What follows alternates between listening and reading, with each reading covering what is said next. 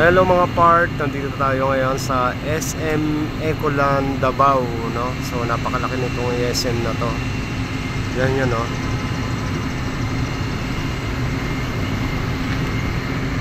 SM Ecoland Davao.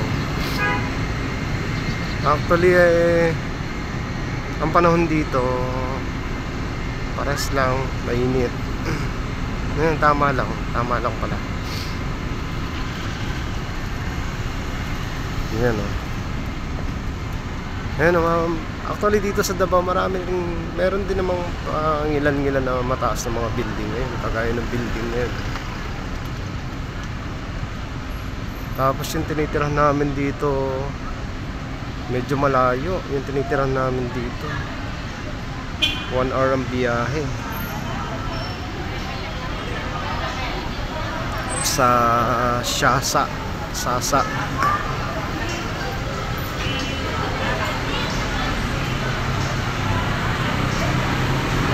Yan o.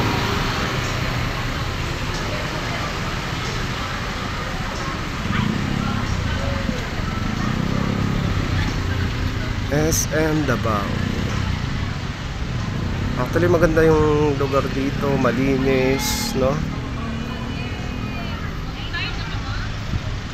Ayan, malawak ang Davao.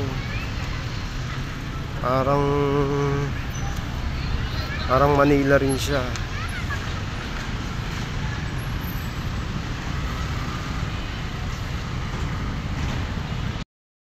Hello part, nandito ako ngayon sa SM Davao Ecoland. Ito yung mga sasakyan dito paglabas ng Ecoland. Ganito yung mga tricycle dito.